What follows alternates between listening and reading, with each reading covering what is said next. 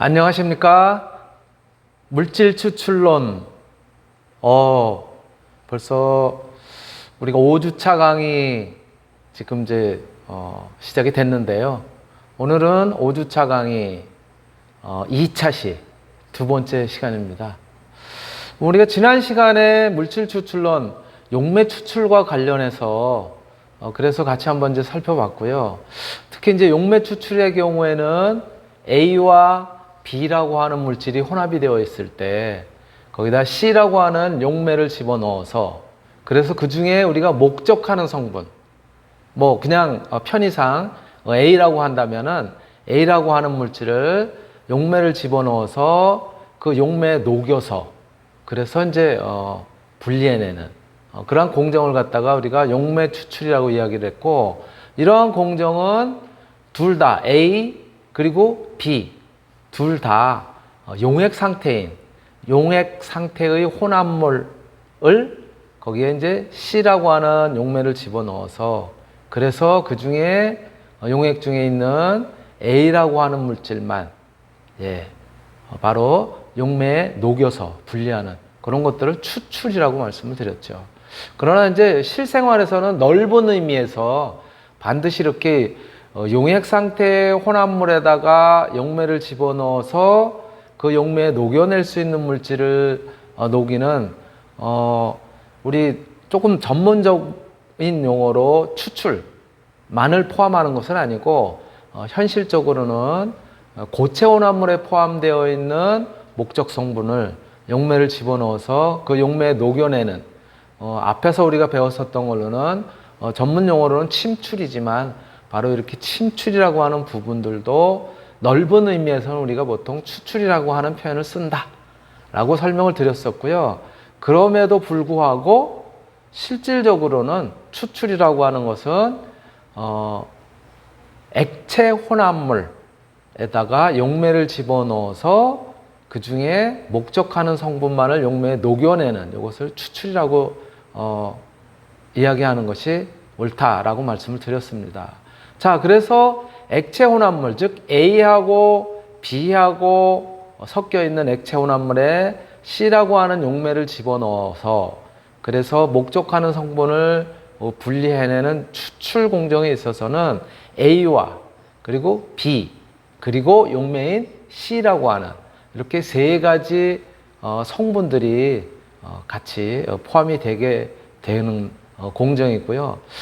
그 중에서 이 A와 B, C를 갖다 어떻게 한 그래프에 나타낼 수 있을까라고 하는 것을 갖다가 이제 표현한 것이 바로 삼각선도, 삼각형 선도라고 말씀을 드렸어요. 그래서 바로 이러한 삼각형 선도를 통해서 A와 B 그리고 C의 비율을 갖다가 그래프에다가 이제 표현을 할 수 있다라고 말씀을 드렸습니다. 그리고 이렇게 세 가지 물질이 존재하는 그런 경우에 우리가 삼각형 선도로 표현하는 그러한 유형이 이렇게 A라고 하는 아세톤, 예를 들어서 B라고 하는 물이 혼합이 되어 있을 때 C라고 하는 MIK라고 하는 용매를 집어넣어서 우리가 뭐 이를테면 아세톤을 갖다가 분리를 하고 싶다라고 하는 그런 이제 추출 공정 일 경우에 꼭 뭐 여기서는 지금 아세톤 물 MIK의 그런 이제 계를 갖다 이야기를 했지만 이러한 액체 혼합물에 용매를 집어넣어서 분리하는 그런 유형으로는 크게 지난 시간에 두 가지 유형이 있다고 말씀을 드렸죠. 그렇죠? 그래서 바로 1유형이 아세톤 물 MIK와 같은 그런 이제 계이고요. 이 1형계라고 표현하는데 이 1형계의 경우에는 하나의 쌍이 세 개의 성분 중에서 어느 두 개가 될지 모르지만 하나의 쌍이 뭐냐면 부분적으로 혼합을 하는, 즉 부분적으로 용해가 되는 그래서 한 개의 쌍이 부분적으로 용해가 되는 그러한 유형의 추출이다라고 해서 이것은 1형계를 갖다 이룬다라고 말씀을 드렸습니다. 바로 그러한 사례로 아세톤, 물, 그리고 MIK와 같은 이렇게 이루어지는 계라고 말씀을 드렸고요. 요 경우에 물하고 MIK는 부분적으로 혼합을 한다. 어디에서? 요 반달 안쪽에 있는 범위 내에서는 부분적으로 혼합을 한다. 그리고 요 삼각형 선도의 그래프를 보는 방법은 다시 반복하지만, 예, 아세톤의 경우에는 아세톤에 마주 보이는 변에 해당되는 것이 0. 그리고 거기서부터 10, 20, 30, 40, 50, 60, 70, 80, 90. 예, 그리고 순수하게 꼭지점에 왔을 때 아세톤만 있는 경우. 또 마찬가지로 물의 경우에도 물에서 마주 보이는, 이 꼭지점에서 마주 보이는 변이 0. 그쵸? 그리고 10, 20, 30, 40, 50, 60, 70, 80, 90. 여기가 100%. 꼭지점이 아세톤만 존재하는. 마찬가지로 MIK의 경우에도 MIK 꼭지점에서 마주 보이는 쪽이 0, 10, 20, 30, 40, 50, 60. 예, 그래서 꼭지점이 100%. 이렇게 이제 말씀을 드렸고, 어느 지점이 되든, 그쵸? 어느 지점이 되든 아세톤을 기준으로 했을 때는 마주 보이는 데서 10, 20, 30, 40 이렇게 좌표를 읽는다라고 말씀을 드렸어요. 그래서 삼각형 선도를 읽는 방법도 설명을 드렸고, 이와 같은 일형계의 경우, 일형계의 경우에는 물하고 MIK가 부분적으로 혼합이 되는데, 요 반달 안쪽에 요 범주는 층이 분리가 되는 그런 유형이고, 요 반달을 벗어난 쪽은 층이 완전히 혼합이 되는 경우라고 말씀을 드렸습니다. 예. 그래서 예를 들어서 물하고 MIK가 혼합이 됐을 경우 한 이 정도 비율로 혼합이 되어 있다 라고 한다면, 여기는 예, 여기는 반달 안쪽에 있으니까 추출층하고 예, 추출 잔류층하고 층이 분리가 되는 그런 쪽이다. 그래서 추출층은 어디를 갖다 읽는다고요? 거기에 이 평형선을 갖다가 따라서 왼쪽으로, 예, 왼쪽으로 가게 되면은 요 선은 바로 요 상접점으로부터 여기가 추출상, 그 다음에 오른쪽으로 따라가서 읽게 된다면은 그것은 요 상접점으로부터 추출 잔류상, 이러한 형태로 나타나는 선이다. 즉, 요 상접점이라고 하는 것은 MIK와 물이 적당히 섞여 있지만 아세톤을 점점 비율을 높여가면, 그러면 어느 지점인가에서는 이렇게 반달 안쪽에 포함이 되어 있는 예, 분리가 되는 용매층과 추출 잔류층이 분리가 되는 그러한 점이 존재를 하게 되는데, 이 점은 바로 완전 혼합이 되거나 아니면 분리가 막 되기 시작하는 점이라 이거죠. 그래서 상이 분리가 되거나 아니면 완전히 혼합이 되는 그런 접점에 해당된다. 그래서 이것을 상접점 이렇게 이야기를 했고요. 그래서 추출물과 추출 잔류물의 조성이 점점 가까워지다가 여기서는 같아지는 그런 점이 되는 거겠죠. 예, 이러한 관계를 갖다가 일형계라고 말씀을 드렸고, 또 다른 유형으로는 바로 이렇게 이형계.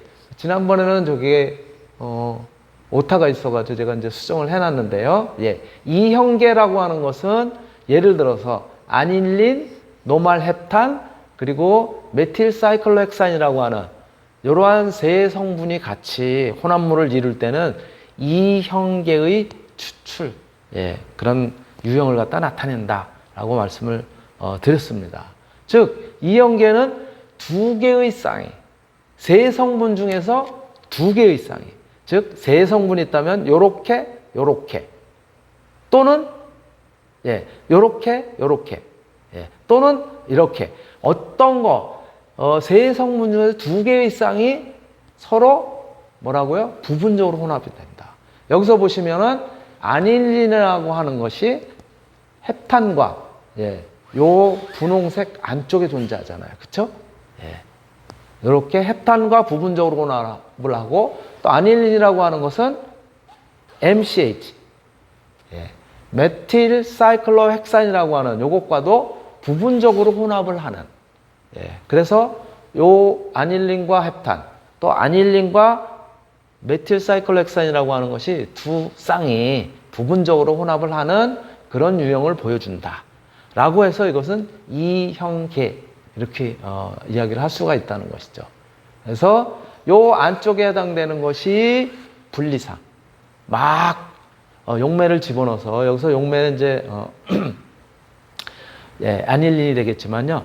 용매를 집어넣어서 막 혼합을 해놨더니 그랬더니 층이 분리가 되는 것이 이 안쪽이에요. 예. 그것을 갖다 이제 의미하는 것이고요. 그럼에도 불구하고 헵탄하고 MCH, 메틸사이클로헥산 같은 경우에는 얘네들은 완전 혼합돼요. 어떠한 조성에서도.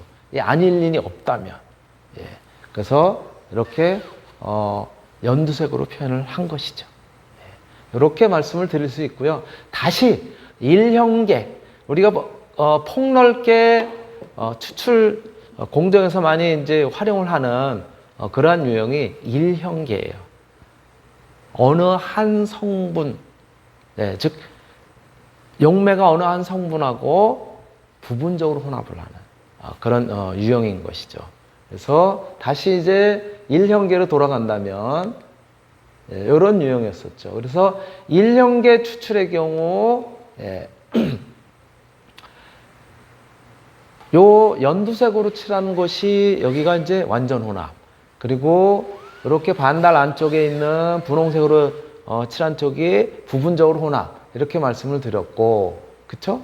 이쪽이 상접점으로부터 요 바깥선을 갖다 쭉 따라가는 것이 추출상의 조성. 그리고 상접점으로부터 이쪽 오른쪽으로 바깥선을 쭉 따라가는 요렇게 나타나는 것이 추출 잔류상의 조성. 이라고 말씀을 드렸고, 그 추출상의 조성과 추출 잔류상의 조성을 갖다 이렇게 이어놓은, 네, 서로 연결을 해놓은 요 선을 갖다 뭐라고 말씀을 드렸냐면 대응선 이렇게 말씀을 드렸어요. 그쵸? 추출상하고 추출 잔류상이 서로 대응하고 있다. 라고 하는 이제 그런 것을 갖다 이제 말씀을 드렸었던 거고요. 예. 자. 예를 들어서 MIK하고 물하고의 용해도를 본다면은, 예, 물이 굉장히 이 변에서 조금 벗어난 굉장히 작은 양을 가지고 있을 경우에는 MIK에 완전 혼합돼요. 완전 분리되는 것이 아니라. 예. 또 반대로 MIK하고 물에 있어서도 요 안에 범주에 들어가면은 분리가 되지만 MIK가 굉장히 작은, MIK가 저게 100이잖아요. 그럼 이쪽은 0이잖아요. 굉장히 0보다 조금 높은, 한 요 정도 뭐 아주 조금 존재하는 그런 형태에서도 완전 혼합이 돼요. 그렇지만, 예, 물이 예를 들어서 한 2% 이상 넘어서 한 10%만 돼도 벌써 이 가로함이, 이 반달 안쪽으로 들어오기 때문에 부분적으로 혼합이 된다는 것이죠. 바로 그런 것들을 나타낸 것이고요. 이렇게 부분적으로 한 개의 쌍이 부분적으로 혼합되는 유형일 때 우리가 추출과 관련된 그러한 부분을 갖다가 여기에서 이용을 해서 이 도표를 이용을 해서 그래서 추출상의 조성 그리고 추출 잔류상의 조성 이런 것들을 구해낼 수 있어요. 바로 그 예를 갖다가 이제 말씀을 드리겠습니다. 예, 바로 그 예가 요거죠. 예를 들어서 아세톤이 40%, 또 물이 60%예요. 이러한 혼합 용액이 있어요. 아세톤이 40%는 뭐예요? 여기서부터 40%가 10, 20, 30, 40. 이 선상이죠. 그렇죠? 그리고 물이 60%. 바닥에서부터 10, 20, 30, 40, 50, 60 요 점이에요. 요 점에 해당되는 거예요. 요렇게 두 가지만 혼합이 되어 있는 경우예요. 아세톤하고 물이. MIK는 지금 없었어요. 그럼 뭐예요? MIK가 없으니까 이 바닥이겠죠. 그렇죠? 예, 마주 보이는 변. 예, 여길 거예요. 요 점일 거예요. 그런데 이렇게 혼합이 되어 있는데 MIK라고 하는 용매를 집어넣어서 그래서 아세톤이라고 하는 것을 분리를 하고 싶어요. 목적 성분인 아세톤을 분리를 하고 싶어요. 그랬을 때 이 아세톤하고 아세톤하고 물하고 같이 저러한 40대 60으로 혼합이 되어 있는 그 혼합물하고 같은 양, 같은 양의 MIK를 갖다가 집어넣어서, 용매를 집어넣어서, 그래서 아세톤을 추출하고 싶어요. 그랬을 때 추출하고 난 다음에 추출상, 그쵸? 용매에 같이 이제 포함되어 있는 추출상하고 추출 잔류상, 여기에 그럼 조성은 어떻게 될 것인가? 요걸 갖다가 구하시오. 라고 하는 그런 문제예요. 한번 풀어볼까요? 어렵지 않게 풀 수가 있습니다. 자, 먼저 우리가 기준을 세워야 될 거 아니에요. 그쵸? 아세톤이 40%, 물이 60% 섞여 있는 혼합물. 그냥 막연하게 우리가 계산을 할 수가 없으니까 기준을 한번 세워보자고요. 아주 쉽게 이렇게 하자고요. 기준, 베이시스라고 하는 것을. 여러분들이 아마 화장품 공정 계산에서도 이제 이런 것들을 배우셨을 텐데요. 기준을 100g의 혼합용액이라고 하자고요. 기준을. 아주 쉽게. 자, 그러면 어떻게 되는 거예요? 100g의 혼합용액을 기준으로 했다고 하면 40%가 아세톤, 60%가 물이라고 했으니까 아세톤인 A라고 하는 녀석은 100g을 기준으로 했으니까 100g 혼합용액 곱하기 40%가 0.4. 40g이 뭔 거예요? 아세톤이죠. 그리고 B, 물이라고 하는 것은 60%라고 그랬었잖아요. 그러니까 0.6 곱하기 100 하면은 60g이에요. 즉, 아세톤 40g과 물 60g이 혼합이 되어 있는 거라는 거죠. 그래서 전체가 100g을 기준으로 했을 때 그렇게 이제 표현을 할 수가 있는 거죠. 자, 그렇다면 여기에 뭐라고 말씀을 드렸냐면 동량의, 그쵸? 동량의 MIK를 갖다 투입을 해서 그래서 추출을 하고 싶다고 그랬잖아요. 그러니까 동량이라고 그러면 뭐예요? MIK도 마찬가지 전체 혼합물의 양이 100g을 기준으로 했으니까 그만큼을 집어넣겠다는 거죠. 그래서 동량 100g의 MIK를 투입을 했어요. 전체 양이 얼마가 되는 거예요, 그럼?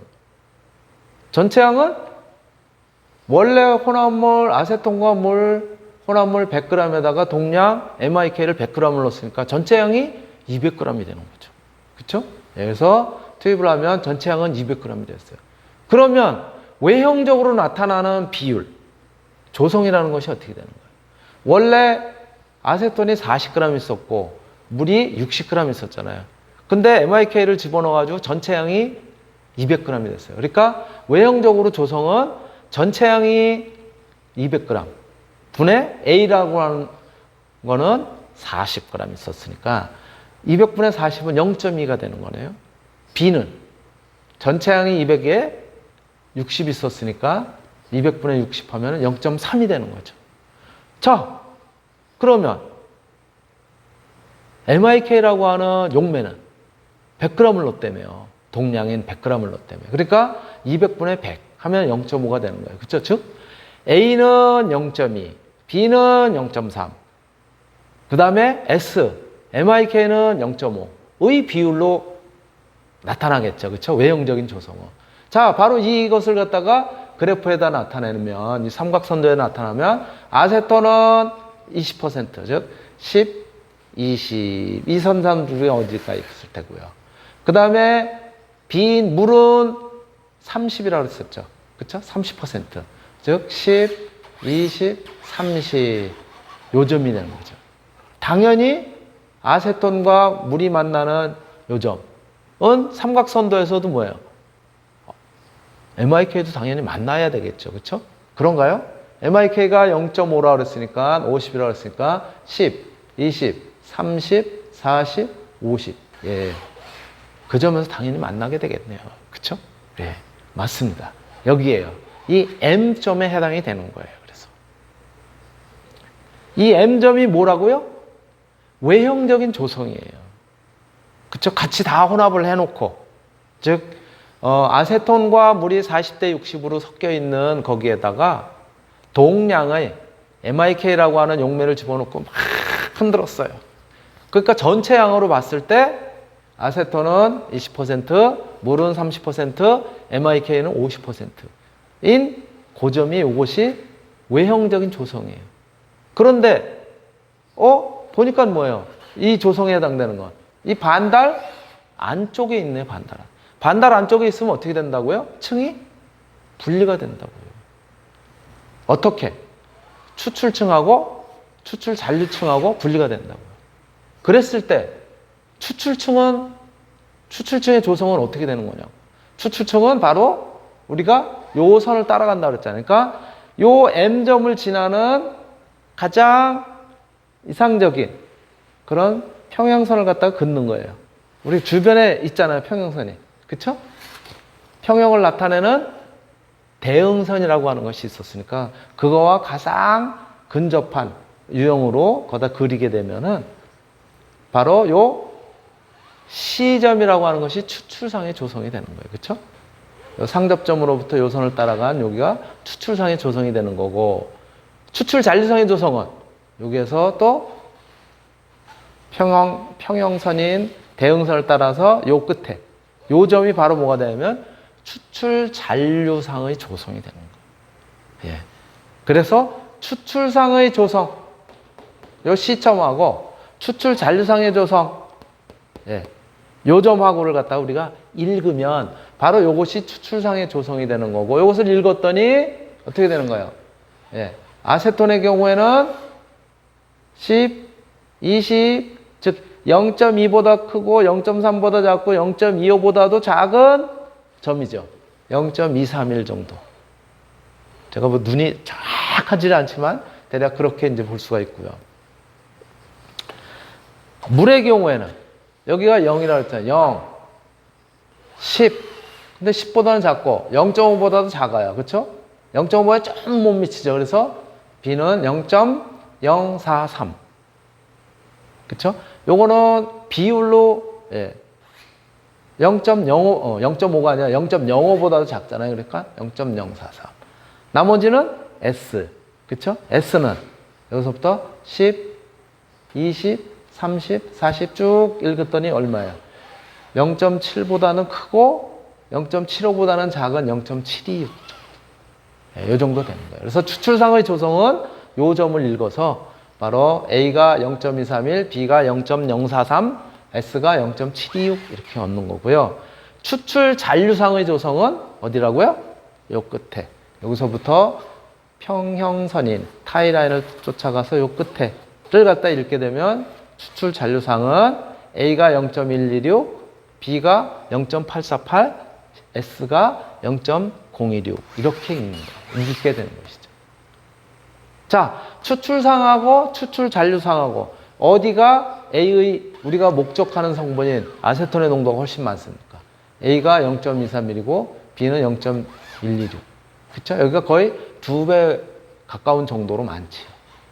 그래서 이렇게 추출을 통해서 용매를 투입을 해서 아세톤이라고 하는 것을 이렇게 높은 농도로 우리가 분리해낼 수 있다는 거죠. 바로 이렇게 하는 것이 용매 추출이고요. 이렇게 그래프를 통해서 바로 읽어낼 수가 있습니다. 예. 자, 문제를 갖다 조금 바꿀 수도 있겠죠. 어떻게? 뭐 아세톤이 30이고 물이 70이다라든가. 그쵸? 그럼 아세톤이 30이고 물이 70이다. 이 점이 되겠지. 그리고 동량의 MIK를 집어넣었다가 아니라 뭐 1.5배의 MIK를 집어넣었다. 그럼 뭐예요? 기준을 100으로 잡으면 1.5배라고 했으니까는 150이 되는 거지. 그럼 전체 양이 250분의 얼마. 뭐 이런 식으로 가겠죠. 그렇죠? 똑같이. 예, 그러한 식으로 구하시면 어떠한 문제의 형태로 변형을 하더라도 여러분들이 구할 수가 있을 거예요. 여러분들이 한번 해보세요. 예, 30%, 70%의 혼합 용액에 이들 용액과 용액의 1.5배의 MIK를 집어넣었다. 그럼 어떻게 되냐? 아세톤이 30%였으니까 물이 70%였고 그러면 저희가 100을 갖다 기준으로 잡은 다음에 A는 30g, B는 70g 이렇게 되는 거죠. 동량이 아니라 1.5배를 집어넣었다 그러면 투입한 양이 150g이 되는 것이고, 그쵸? 전체 양으로 얼마가 되는 거예요? 250g이 되는 거죠. 그렇죠? 그러면 250g분의 A가 30이 되는 거고 B가 어떻게 되는 거예요? 70. 250g분의 70. 그럼 비율 나오잖아요, 또. 비율에 해당되는 걸 갖다 여기다가 예, 점을 찍고 그 점에서 가장 예, 대응선으로 타이라인으로 지나는 선을 갖다 여러분들이 임의를 그리는 거예요. 똑같은 게 없으면 예, 그려서 거기에 해당되는 추출상과 추출 잔류상 이렇게 읽으시면 되는 거죠. 이해가 됐겠죠? 예. 다시 한번 여러분들이 복습을 하시기 바라고요. 예. 그리고 바로 그렇다면 이러한 용매 추출 이것은 이제 용매를 우리가 통상적인 상태에서 액체 혼합물에 용매를 갖다 집어넣어서 그래서 추출하는 그런 이제 방법을 갖다가 이제 살펴봤어요. 그랬는데 이렇게 용매를 바로 집어넣어서 하는 경우도 있는데 우리가 통상적인 용매를 집어넣어서 그렇지 않은 경우도 있다고. 조금 더 효율적으로 하고 싶은 경우가 있단 말이에요. 그럴 때 우리가 이제 사용하는 것이 바로 다음이에요. 초임계 유체라는 것을 씁니다. 통상적인 유체가 아니라 초임계 유체를 집어넣어서 그래서 이제 추출하는 방법을 갖다가 쓰기도 합니다. 예, 바로 이 초임계 유체. 예, 초임계 유체라고 하는 것은 이렇게 정의가 돼요. 어떠한 물질이 그의 임계점보다 높은 온도, 이것도 그 임계점보다 높은 압력하에 있을 때, 즉 초임계점 이상의 상태에 있을 때 이 물질의 상태를 초임계 유체 이렇게 이야기한다는 거예요. 초임계 유체? 오, 그게 뭔 얘기지? 예. 그래서 제가 여러분들 이해를 돕기 위해서 이렇게 Y축은 압력, X축은 온도인 보통 우리가 뭐라고 얘기하냐면은 예, TP 다이어그램 또는 예, 온도 압력 다이어그램 뒤집어서 압력 온도 다이어그램 이렇게도 표현을 합니다. 물질의 상태를 표현하는 것이죠. 여러분들이 많이 봐왔었던 거예요. 사실 고등학교 때도 배워왔었던 그러한 이제 도표예요. Y축이 압력이에요. X축이 온도. 그러면 예를 들자면 일정한 압력이라고 칩시다. 일정한 압력이 있었어요. 압력에 있는 물질인데 온도를 점점 올려요. 예를 들어서 온도가 낮은 온도에서 고체였었어요. 그렇죠? 일정한 압력이에요. 쭉 올립니다. 그래서 온도를 계속 올렸더니 고체였던 녀석이 어디를 지나요? 이제 여기는 액체 영역이에요. 여기 고체 영역이었던 것이 액체예요. 온도를 쭉 얼음이 그런 경우죠. 그렇죠? 예. 1기압일 때 거의 얼음으로 쭉 낮은 온도에서 얼음으로 있다가 온도를 쭉 올리면 0도씨가 지나면서 뭘로 바뀌어요? 이제 물로 바뀌죠. 그래서 물로 바뀌었다가 또 쭉 온도를 계속 올려서 100도가 지나면 어떻게 돼요? 그 다음에 증기로 바뀌죠. 그래서 기체인 영역으로 들어오게 됩니다. 예. 그런데 압력도 높고 온도도 높은 이러한 영역, 여기서 지금 표현한 것은 바로 하늘색으로 표현한 영역인데요. 바로 이러한 하늘색으로 표현한 이 영역은 조금 전에 말씀드렸던 것처럼 임계점보다 높은 온도이면서 또 임계점보다 높은 압력, 예, 이러한 상태에 이제 어떤 물질이 처해 있게 되는데요. 바로 이렇게 임계점보다 높고 임계점보다 또 높은 압력, 임계점보다 높은 온도의 높은 압력의 상태, 이 상태를 갖다 우리가 뭐라고 그러냐면 초임계 유체 이렇게 얘기하는 거예요. 즉 뛰어넘었다 이거지. 임계점을. 그래서 초임계 유체라고 이야기를 하고요. 이러한 유형의 물질을 갖다가 초임계 유체 이렇게 이야기를 합니다. 바로 영어로는 supercritical fluid 이렇게 이야기하는 것이죠. 이 supercritical fluid일 경우에는 여기서 보시는 것처럼 통상적인 액체인 경우에 이거는 통상적인 액체의 상태에 존재하는 경우입니다. 그게 액체. 그 다음에 통상적인 기체의 상태에 존재하는 유형이에요. 그랬는데 이게 요 지점을 넘어가게 되면, 즉 온도가 어떤 임계점 이상의 온도, 그리고 압력이 임계점 이상의 압력. 그래서 여기까지는 보통 여러분들 압력, 온도, 즉 온도, 압력 다이어그램에서 표현하면요, 이렇게 여기까지만 그려요. 여기는 그리질 않습니다. 왜? 이렇게 압력도 임계점 이상, 온도도 임계점 이상의 요 영역은 우리가 점점점점점 혹은 여기서 표현한 것처럼 이렇게 하늘색으로 표현된 요 지점을 갖다 우리가 초임계 유체라고 하고요. 바로 이 초임계 유체의 경우에는 기체의 특성도 또 액체의 특성도 아니에요. 그거의 한 중간 정도 상태임에도 불구하고요.